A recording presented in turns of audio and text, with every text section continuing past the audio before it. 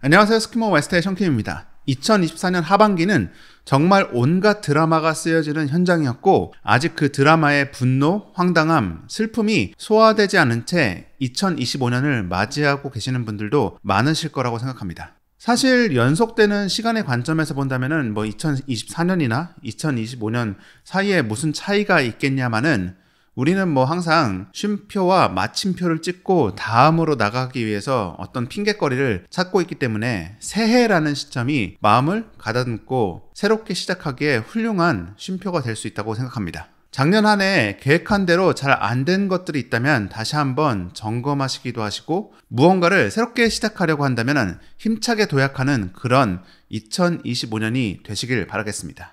생각해보면 영화에서 제일 노잼 캐릭터는 히어로인 경우가 많고, 가장 마라맛 캐릭터는 빌런인 경우가 많습니다. 이렇게 극단적인 캐릭터들만 배치해놓고 형식적으로 몇몇 사이드 캐릭터들을 끼워놓은 영화, 드라마, 게임을 생각해보면 누구나 엄청 쉽게 엉성할 거라고 상상할 수 있습니다. 우리가 풍성하다고 느끼고 있고, 그리고 또 깊이가 있다고 느껴지는 그런 작품들, 그리고 시퀄이나 프리퀄 혹은 스핀오프가 나올 수밖에 없다라고 느껴지는 그런 대부분의 작품들에서는 아주 매력적인 사이드 캐릭터들이 항상 등장하고 있습니다. 오늘은 샤샤 블랙이라는 베스트셀러 작가이자 작법서 작가가 새롭게 내놓은 책 사이드 캐릭터의 공식을 바탕으로 사이드 캐릭터란 무엇인가에 대해서 아주 겉표면만 얇게 같이 알아가는 시간을 갖도록 하겠습니다. 그동안 주로 영웅과 빌런의 상승과 하락의 서사를 다뤄왔던 책을 많이 다뤄왔었는데, 사이드 캐릭터에 이 정도로 집중한 책은 저도 이번에 처음 봤습니다. 그리고 감히 2024년 제가 본 작법서 중에서는 이 책이 물론 좀 후반부 쪽에 좀 난이도가 있긴 합니다. 그렇지만 작년에 봤었던 그런 작법서 중에서는 최고였다고 생각을 했습니다.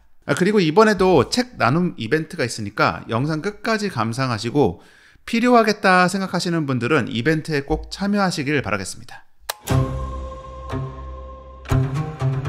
캐릭터가 없으면은 이야기가 없습니다. 조금 더 구체적으로 이야기하자면은, 빌런은 갈등과 스토리텔링을 위해서 필수적인 존재이고, 히어로는 작가의 이야기를 전달하는 렌즈입니다. 그렇다면 사이드 캐릭터는 어떤 역할을 할까요? 일단 사이드 캐릭터는 프로타고니스트가 아닙니다. 프로타고니스트라는 말을 많이 들어봤는데 좀 헷갈리는 분들을 위해서 정의를 하자면은, 프로는 첫 번째를 의미하고 타고니스트는 전투원을 뜻합니다. 즉, 첫 번째 전투원. 첫 번째 전투원은 무조건 이야기의 주인공 몫입니다. 그리고 이야기가 진행되면서 가장 많이 변화하고 발전하는 존재이기 때문에 사이드 캐릭터가 침범하면 안 되는 선이라고 할 수 있습니다. 사이드 캐릭터의 역할을 명료하게 이해하기 위해서는 일단 세 가지 다른 종류의 사이드 캐릭터로 구분하는 게 좋습니다. 메인 사이드 캐릭터, 보조 사이드 캐릭터, 그리고 카메오, 이렇게 말이죠.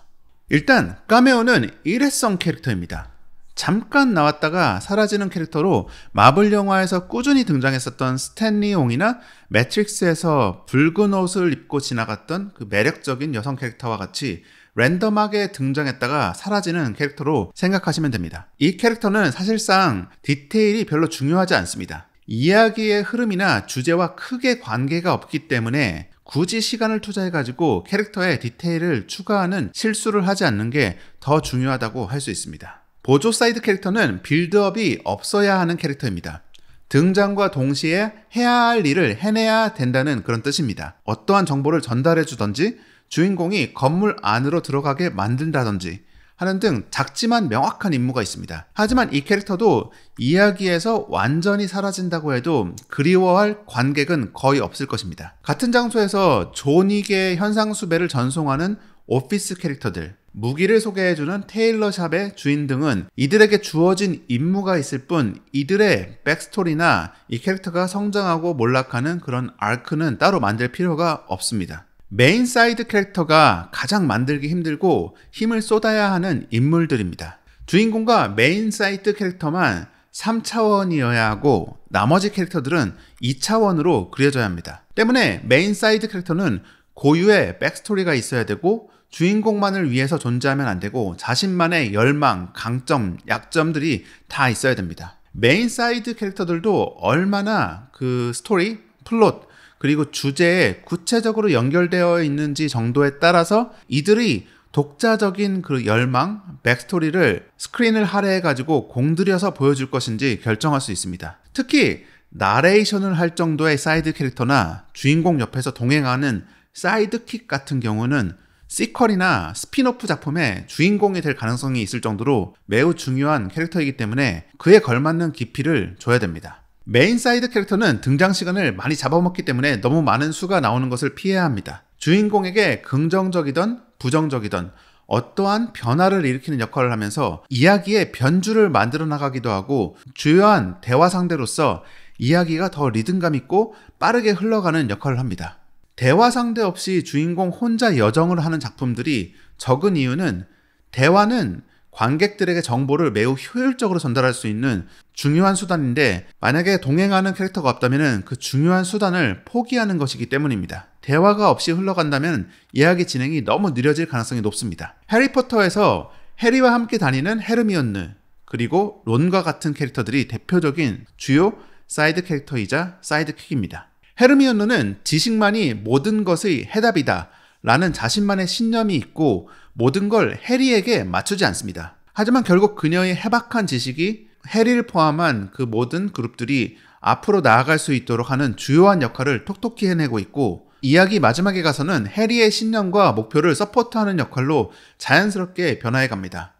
론 역시 해리가 느껴보지 못한 따스한 대가족의 삶을 느껴볼 수 있도록 관점 전환을 해주는 역할을 하는 동시에 해리가 어떠한 결정을 하던 든든하게 함께 해주는 사이더 캐릭터의 역할을 해줍니다. 론의 경우는 헤르미온느보다는 캐릭터의 변화가 적지만 모든 사이드 캐릭터들이 크게 변화할 필요는 없습니다. 특히 웃음을 주로 주는 캐릭터들은 너무 무거울 수 있는 분위기를 띄워주는 역할을 하기 때문에 이런 캐릭터들은 이야기가 진행되는 동안 캐릭터의 성격이 크게 변하는 경우가 별로 없습니다. 물론 이런 캐릭터들이 한 번씩 지나가는 말로 촌철살인의 조언을 주인공에게 해준다면 시종일관 진지했던 캐릭터들의 조언보다 더 강렬하게 각인될 수 있습니다. 캐릭터를 설정할 때는 몇 가지 대표적인 원형들이 있습니다. 예를 들어 어떠한 노인이 주인공의 스승 혹은 멘토 원형 캐릭터로 등장한다면 그 노인과 역할이 겹치는 사이드 캐릭터가 있는지 유심히 살펴봐야 됩니다. 마법을 가르치는 스승과 검술을 가르치는 스승을 따로 배치했는데 이들이 주인공에게 주고 있는 교훈이 비슷하다면 마법과 검술을 한 스승이 가르치도록 겹치는 캐릭터 역할 하나를 삭제해야 이야기가 쓸데없이 늘어지는 것을 방지할 수 있습니다. 두 번째로 메인 사이드 캐릭터는 주인공보다 등장하는 시간은 적지만 작품에서 꽤 중요한 역할을 하기 때문에 주인공보다도 독특한 특징을 주는 게 관객들이 기억하는 데 도움이 됩니다. 책에 나온 글귀 중 하나입니다. 켈은 매우 특이한 코트를 입었다. 보통의 평범한 코트는 한 겹이고 만약 두 겹이어도 특이할 텐데 그의 코트는 불가능해 보이는 여러 겹으로 되어 있었다. 이러한 짧은 등장 하나만으로도 여러 가지 궁금증을 자아냅니다. 불가능해 보일 정도로 여러 겹의 코트를 입었다는 것만으로도 관객은 켈은 마법을 부릴 수 있는 캐릭터일까? 아니면은 켈은 어떠한 사연이 있는 코트를 모아가는 그런 캐릭터일까?